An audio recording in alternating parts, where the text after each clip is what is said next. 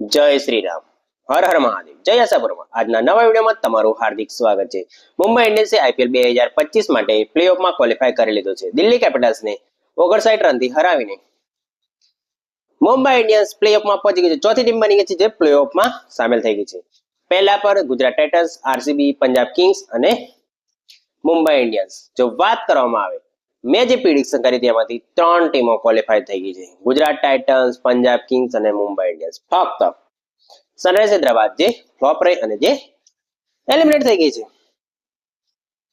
મુંબઈનું પ્લેઓફમાં qualify થવું માટે બધી ટીમો માટે ભગદડનો માહોલ થઈ ગયો છે, કારણ કે મુંબઈ ઇન્ડિયન્સ 5 વખતની ચેમ્પિયન છે.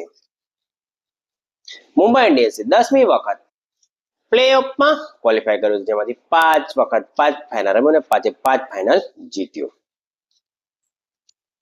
સૂર્યકુમાર યાદવ જબરજસ્ત બેટિંગ. સૂર્યકુમાર યાદવ 2020નો ટોપ બેટ્સમેન તરીકેની પોતાની જવાબદારી જબરજસ્ત બને. નમનદીર જબરજસ્ત ફિનિશિંગ આપી રહ્યો છે, 8 બોલમાં 24 રન. જો તમને વિડીયો સારો લાગતો હોય તો સ્પોર્ટ્સ ચેનલને સબસ્ક્રાઇબ કરો અને વિડીયોને લાઈક કરો.